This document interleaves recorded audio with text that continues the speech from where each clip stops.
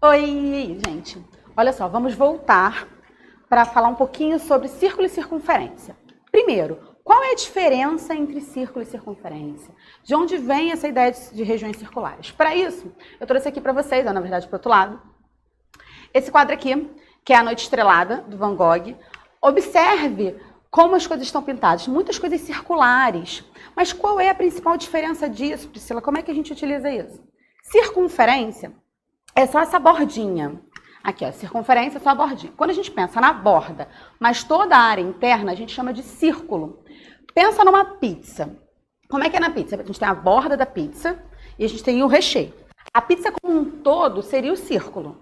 Borda mais aquela parte com recheio. E a circunferência seria só a borda da nossa pizza. Olha aqui, ó, um desenho exemplificando. Circunferência, só a bordinha, e o círculo, a bordinha, a parte interna. Quero que vocês observem nessa circunferência azul, tem uma marcação muito importante, que é essa marcação central aqui. Esse pontinho no meio é chamado centro, e ele é muito importante, que ele caracteriza a definição de circunferência. Então, a circunferência é definida como? É um lugar geométrico onde todos os pontos estão à mesma distância de um único ponto chamado centro. Então, todos esses infinitos pontos que compõem a nossa circunferência estão à mesma distância desse ponto central, que é o meu centro. Essa distância se chama raio. Então, quando eu saio do centro e vou para qualquer ponto da minha circunferência, eu tenho uma medida de raio. Existem outros elementos que compõem essa circunferência? Existe. Olha só, tem o nosso raio, que liga o centro a qualquer ponto da circunferência. Eu tenho corda. O que seria uma corda? É a linha que vai ligar dois pontos quaisquer da minha circunferência. Observa aqui nosso exemplo. Eu tenho os pontos A e B e liguei esses pontos. Essa ligação passa por dentro da minha circunferência, ela se chama corda.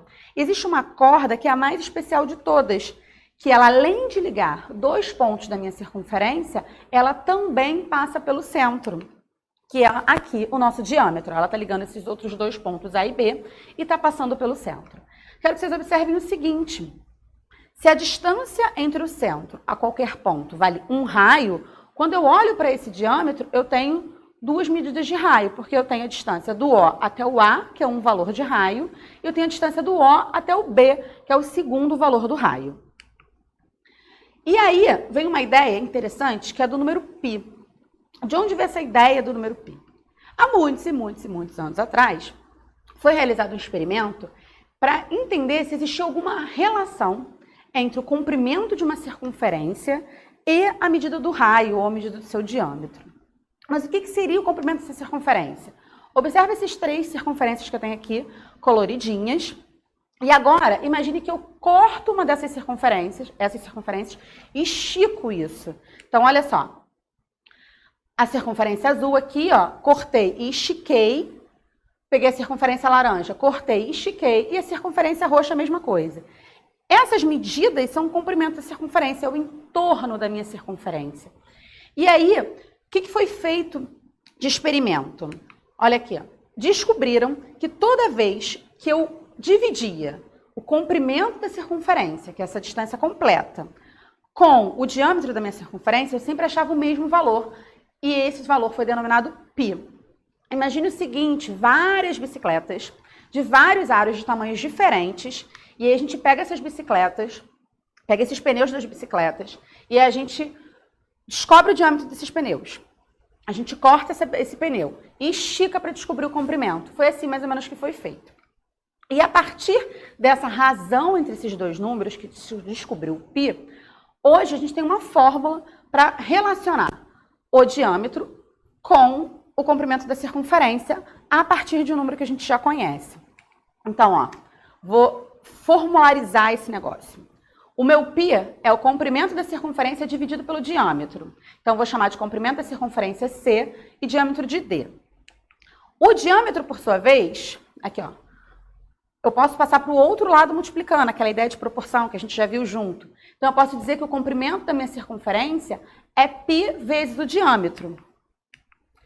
E o diâmetro vale 2 vezes o raio, que a gente viu naquela figurinha anterior. Então, eu posso escrever que o comprimento da minha circunferência é 2 vezes o valor do π vezes o valor do raio. Mas Priscila, quanto vale esse tal de π? Vamos fazer um experimentozinho junto? Para a gente verificar o quanto ele vale, ó. Beatriz, coloquei Beatriz aqui, professora Beatriz está aqui, ó, assistindo a aula.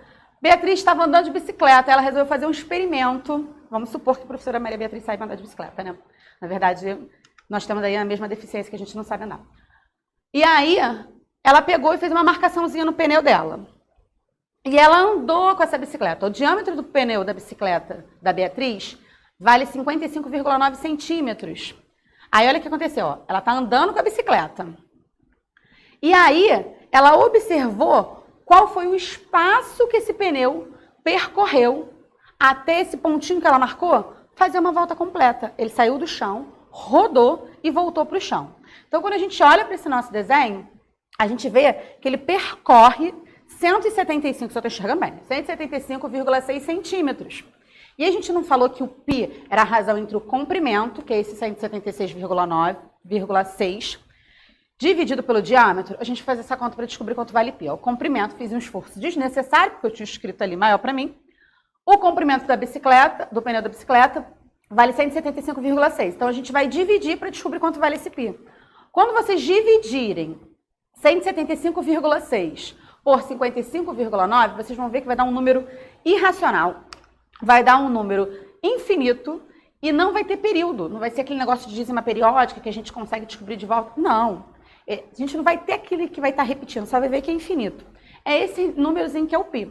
E a gente convenciona deixar com 2 casas decimais. Então, por isso que eu parei ele aqui, 3,14. Então, a gente vai usar, na maior parte dos casos, ressalva, se o enunciado pedir para você fazer uma aproximação maior e usar 100 casas decimais, a gente vai usar o valor de 3,14, que é a razão entre o comprimento e o diâmetro de qualquer circunferência. Se tiver curiosidade, você pode pegar uma moeda na sua casa e fazer esse mesmo experimento.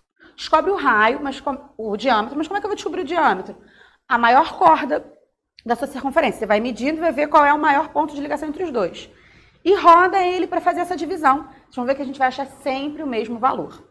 Então, na prática, Priscila, como é que a gente vai fazer essa conta? Aqui eu coloquei o número todo, mas a gente não precisa dele. Olha como é que aparece para vocês. Se o raio da roda de uma bicicleta mede 30 centímetros, quantos centímetros a bicicleta percorre quando a roda faz uma volta completa? Volta completa, comprimento de circunferência. E aí a gente já sabe que, se eu dividisse o comprimento da circunferência pelo diâmetro, eu achava aquele π, que é aproximadamente 3,14. A gente viu nos slides anteriores que a gente pode simplificar e escrever que o comprimento é 2 vezes o valor do π vezes o valor do raio, que é o que a gente vai fazer. Ó. O comprimento vai ser 2 vezes 3,14 vezes o raio, que é 30 centímetros. Vou multiplicar 2 vezes 3,14 dá 6,28, vezes o 30, 184,4 centímetros. Ou seja, se eu pegar uma bicicleta de raio 30 centímetros e fazer ela dar uma volta completa naquele pneu, e vai percorrer 188,4 centímetros. Beleza, pessoal? Então, a gente encerra por aqui. A gente se encontra no próximo vídeo. Façam exercícios para a gente fixar isso. E até mais. Beijinhos.